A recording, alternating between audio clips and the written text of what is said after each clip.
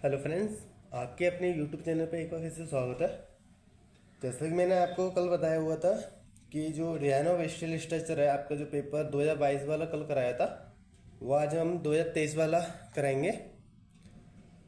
तो ये आज भी मैं मॉडल पेपर से ही बता रहा हूँ आपको, तो ध्यान से देखिएगा। बिना किसी देरी के हम शुरू करते हैं। फर्स्ट क्वेश्चन है आपका, इसमें आपको एक भाग करना है। इसमें जो आ भाग है यानी कि ए भाग, वो है आपका प्रभावी लंबाई, परिभ्रमण की त्रिज्या और स्लेंडरनेस अनुपात की परिभाषा दें। बकलिंग ऑफ कॉलम पर संक्षिप्त टिप्पणी लिखनी है। तो इनके बारे में आपको पूरा बताना है।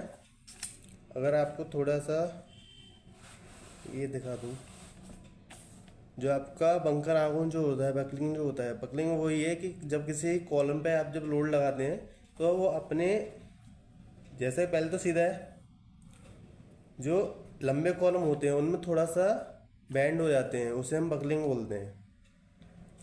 इसमें जो बी भाग है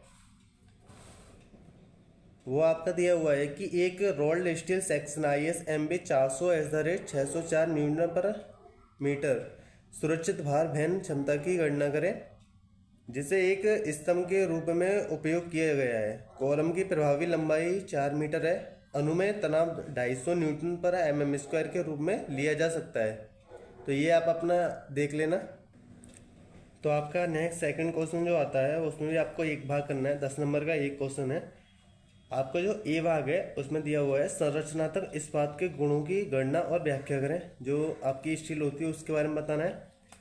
बी पॉइंट है आपका, एक रूप ट्रस के तनाव सदस्य का डिजाइन करें जिसमें 180 किलो न्यूटन का अक्षीय खिंचाव होता है और एकल कोण रिवेट द्वारा वह जुड़ा हुआ है, जिसमें आपको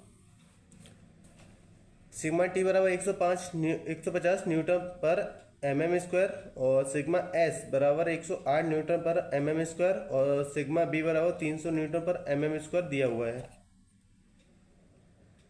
ऐसे ही आपका थर्ड जो क्वेश्चन है उसमें भी आपको एक ही करना है, जिसमें आपको थर्ड दिया हुआ है वेल्डिंग के फायदे और नुकसान आपको लिखने हैं। उसमें के बाद आपका बी पॉइंट है, उसमें आपको दिया हुआ है कि 16 mm और 18 mm मोटाई की दो प्लेटें एकल रिपीट जोड़ से जुड़ी हुई हैं, जैसा कि आपको चित्र में दिखाया गया है। जोड़ की ताकत व दक्षता की गणना आपको करनी है। तो आप यहाँ देख सकते हैं, इसमें आपको सिग्मा टी 150 न्यूटन पर mm² दिया हुआ है। सिग्मा एस बराबर 19 न्यूटन पर mm² दिया हुआ है और सिग्मा बी बराबर 270 न्यूटन पर mm² दिया हुआ है। यहाँ पे टी वो टेंसाइल है, एस फॉर शेयर स्ट्रेंथ है और बी फॉर बियरिंग स्ट्रेंथ है।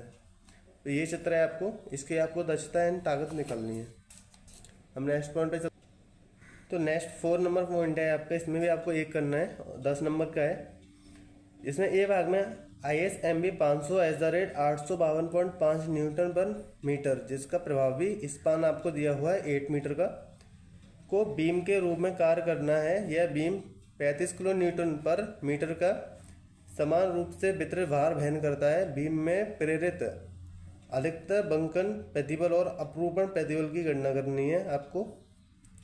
तो आप देख लेना। 4 पॉइंट पे हम आते हैं। बी पॉइंट पे इसमें यह दिया हुआ है कि अच्छे रूप से लोड किए गए सदस्यों के लिए जो कि बोल्टेड जॉइंट से जुड़े हुए हैं, उनके लिए ये डिजाइन चरण आपको बताने हैं।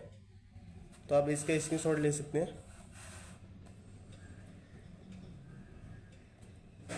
उसके बाद आपका 2 पॉइंट है ये नीचे 5.6, ये और देख लेना आप। नेक्स्ट है आपका 5th पॉइंट, उसमें भी आपको एक भाग ही करना है, जिसमें आपको दिया हुआ है कि इस्पात संरचनाओं के निर्माण के लिए बरती जाने वाली सावधानियों पर संक्षिप्त रूप से लिखें। मतलब इस्पात संरचना जब बनाते हैं उसमें सावधानी क्या क्या बरतनी पड़ती है, उसके बारे में आपको बताना है। तो नेक्स्ट है आपका, ये छूट गया हो तो इन्होंने यहाँ पे टाइप कर दिया है। ये आपका पूछा हुआ है कि कॉलम बेस के प्रकार लिखिए, किसी एक का आपको वर्णन करना है। जो कॉलम बेस होते हैं उनके बारे में 5th क्वेश्चन में जो आया है वो आया है कि सहतीर और राफ्टर के बीच संबंध की अवधारणा क्या है। सहतीर यहाँ पे क्या होगा, पर्लिंग वगैरह के बारे में ये पूछ रहा होगा।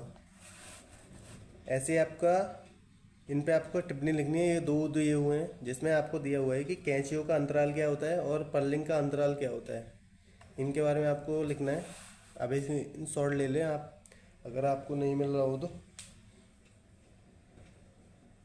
तो ये 2023 का आपको आज question paper design of steel structure का कराया है, तो आप इसे एक बार जरूर देखिएगा।